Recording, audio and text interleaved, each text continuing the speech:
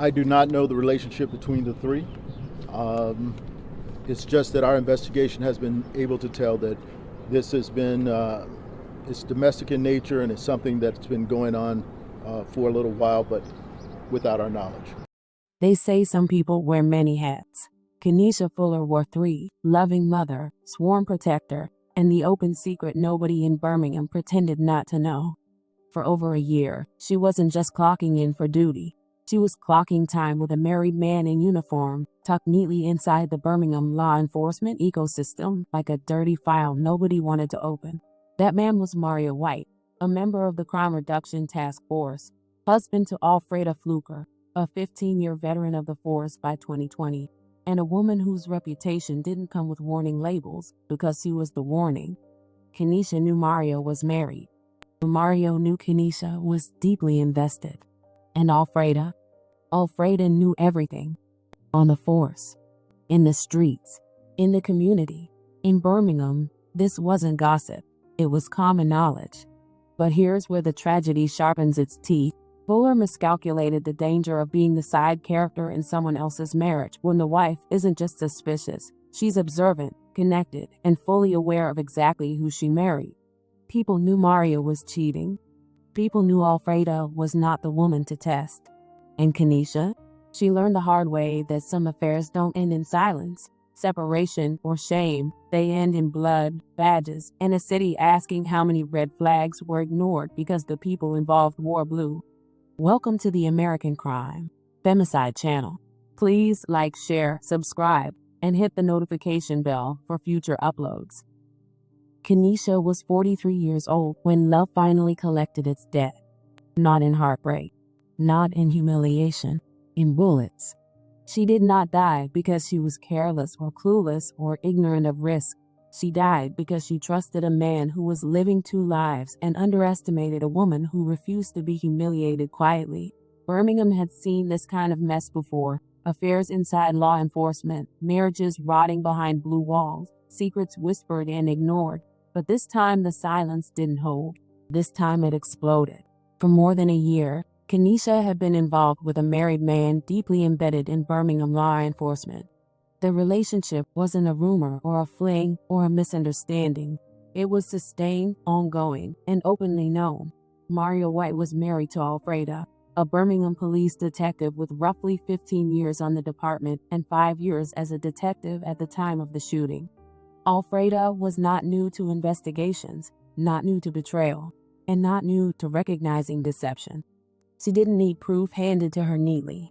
She was collecting it herself. Alfreda knew she was being played, and everyone knew Alfreda was not the kind of woman you tested without consequence. What no one did was intervene. Law enforcement culture has always excelled at pretending personal chaos doesn't bleed into professional danger, even when it's screaming to be addressed. By April 10, 2020, the tension had been building for months.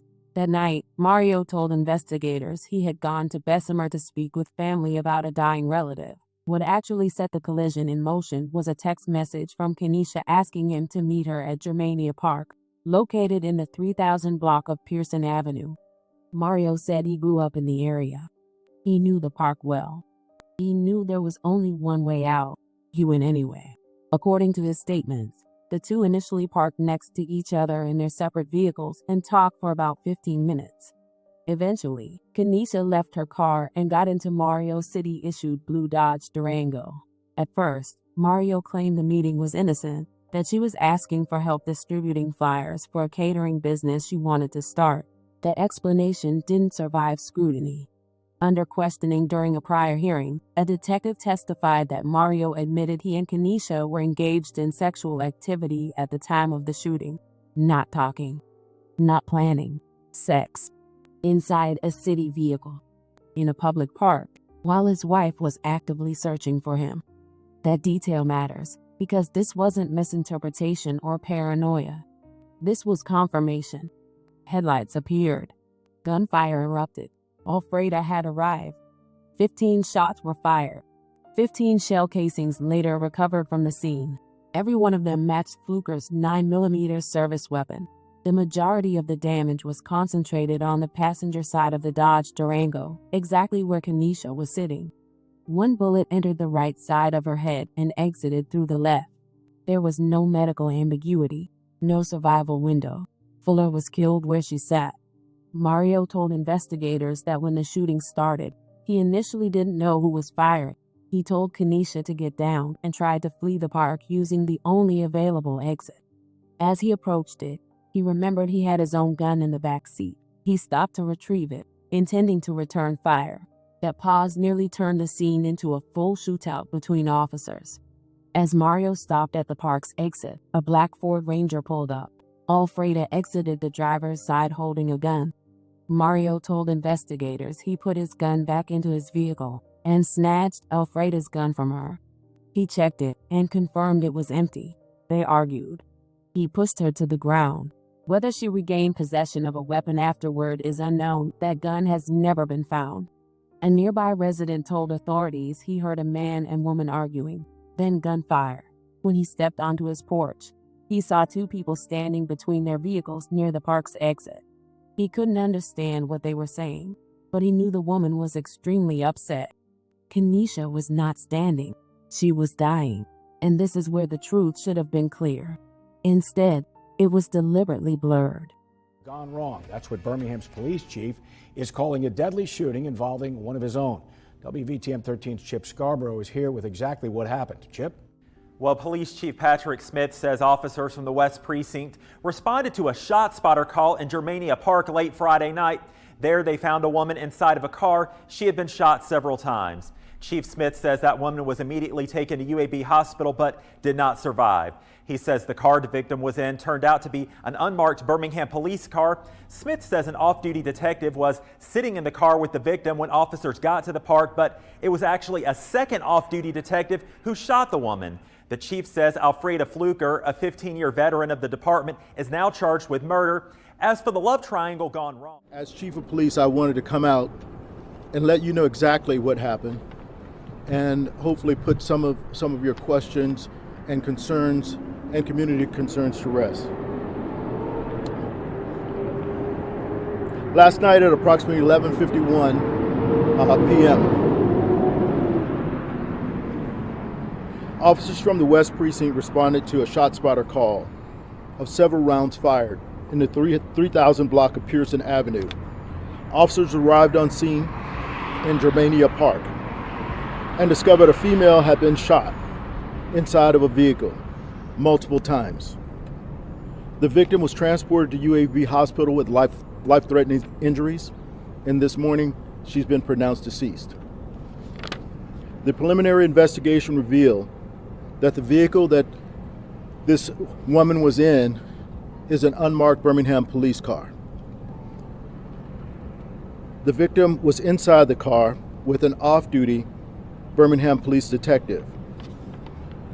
It has been determined that the suspect and shooter was also a Birmingham police detective who was off-duty at the time. It has been established that the motive of the shooting was domestic in nature. At approximately 6:46 this morning, the suspect was taken into custody at her residence on the west side of Birmingham and transported to the Birmingham Police Headquarters for questioning. At this time, she's in our custody and she will be transported to the Jefferson County Jail, where she will be booked on multiple charges, with the most serious being murder. The suspect has been identified as Detective Alfreda Fluker, F-L-U-K-E-R, 39 years of age. She's a female, and she's been with the Birmingham Police Department for 15 years and was assigned to the Birmingham Police Department's crime reduction team.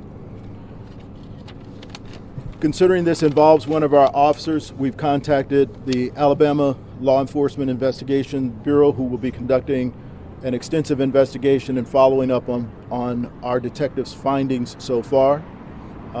We've spent all of this night tracking down everything that we possibly could on this case, making sure that we had all of the evidence, secured the scene, and we were tracking the right person and bringing the right person in custody.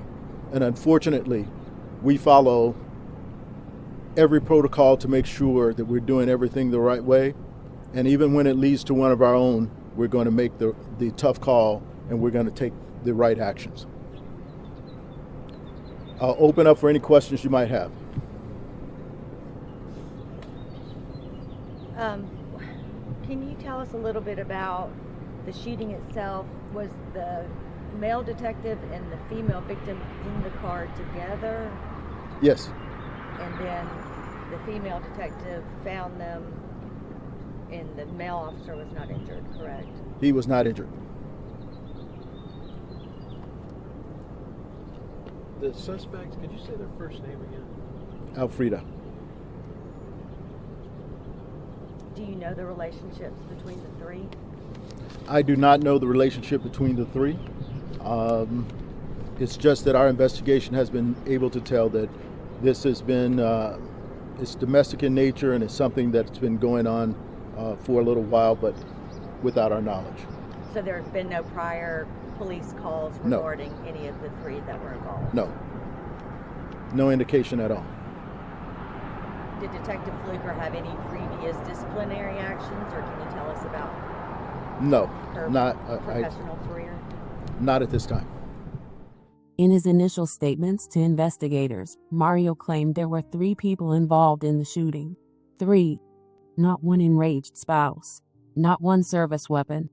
3 unknown individuals. An invented chaos introduced at the exact moment clarity was needed most. It was a lie that did exactly what it was designed to do: delay accountability, fracture the narrative, and create space for doubt. This was not confusion. This was strategy. By claiming multiple shooters, Mario attempted to muddy the investigation and soften the focus on Alfreda. It bought her time. It bought him cover. And it exposed a truth that would haunt the case from that moment forward. When faced with the wreckage of his choices, Mario's instinct was not honesty or accountability. It was preservation. Investigators quickly determined there were no additional shooters. 15 shell casings. 1 weapon. 1 firing pattern. Cell phone data placed Alfreda at Germania Park at the time of the shooting. The physical evidence refused to cooperate with Mario's version of events. His story began to shift only as facts boxed him in. While Kanisha lay dead, Mario was already rewriting the narrative. Eventually, investigators identified Fluker as the sole suspect. She did not flee the city. She did not hide. She went to her mother's home in West Birmingham and told her mother exactly what she had done. She said she had just shot at White. She said police would be coming. When they arrived, she surrendered without incident. What followed was not a clean march toward justice. It was a slow, uncomfortable exposure of how deeply compromised the system becomes when it is forced to police itself. Alfreda was charged with capital murder for Kanisha's death and attempted murder for shooting Mario. Bond was denied. The courtroom phase was chaotic. Prospective jurors engaged in inappropriate conduct, discussing the case and violating basic courtroom rules. A mistrial was declared. The delay was not due to lack of evidence, but to the discomfort of prosecuting one of their own. A detective who once testified against others now sat on the other side of the courtroom, her credibility under a microscope. At trial, Alfreda claimed she acted after witnessing her partner having sex with Kanisha. The defense framed it as a crime of passion. The prosecution focused on the training Alfreda possessed, the number of shots fired, and the sustained nature of the attack. This was not a single impulsive trigger pull. This was 15 rounds discharged by someone trained to control stress, assess threats, and de-escalate situations. Fuller's life was flattened into a label. The other woman, her motherhood was acknowledged, then ignored. Her humanity was overshadowed by the spectacle of betrayal.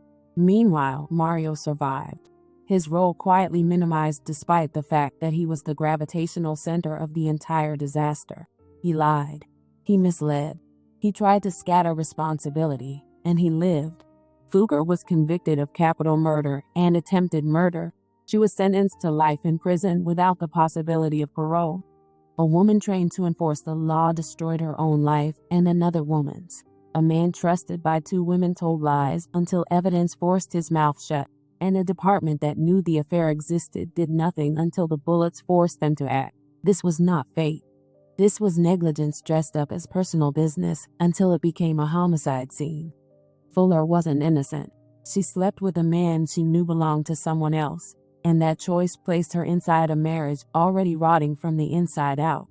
But adultery is not a capital offense. She died because deception was allowed to thrive, jealousy was left to fester, and a badge made someone feel entitled to end a life. And even after Kanisha was gone, the truth had to be dragged into the light past lies told to preserve power.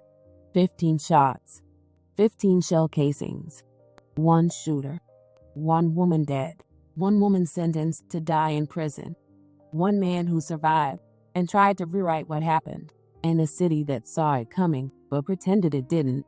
Kanisha was laid to rest 2 weeks later, on April 25, 2020. Her memorial was heavy with grief, honoring a mother taken from her children far too soon. But this tragedy did not leave only one family broken.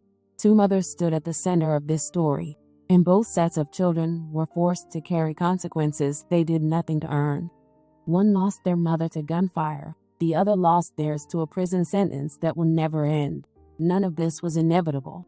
Cooler heads, honesty, and restraint from the adulterers and the killer alike could have prevented every part of what unfolded. Instead, this case now stands as a cautionary tale of ego, infidelity, and unchecked rage.